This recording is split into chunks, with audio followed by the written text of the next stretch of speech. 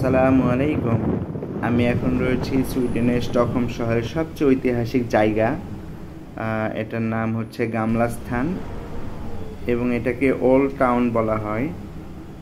সুইডেনের রাজপরিবারের অফিসিয়াল বাসভবন এখানে।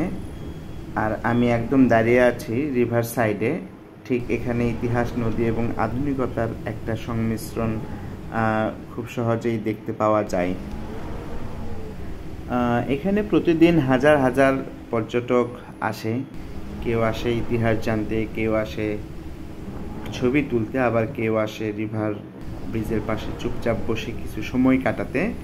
আশেপাশে প্রচুর রেস্তোরাঁ আছে, কফি শপ আছে এবং দেখা যাচ্ছে অনেকে ইলেকট্রিক গাড়ি ব্যবহার করে গন্তব্যের দিকে যাচ্ছে। এইখানে প্রচণ্ড বাতাস এবং চারপাশে প্রাচীন বিল্ডিং, শান্ত নদীর পানি, সব কিছু মিলে এক অন্যরকম আবহাওয়া, এক অন্যরকম পরিবেশ। এই রাজপ্রাসাদগুলোতে একসময় চলতো রাজনীতি, যুদ্ধের পরিকল্পনা।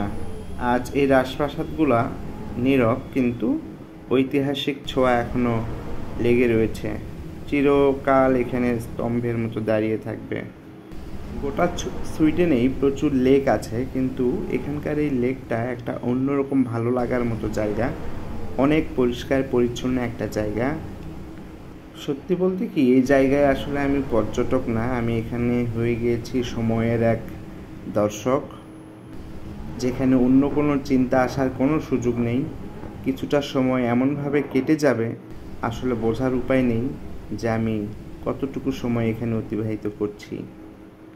জীবনের সবচেয়ে সুন্দর মুহূর্তগুলো হয়তো কোনো ক্যামেরায় ধরা পড়ে না, কিন্তু তুমি যদি হৃদয় দিয়ে দেখো ও অনুভব করো, তাহলেই তা হয়ে ওঠে কালোজয়ী।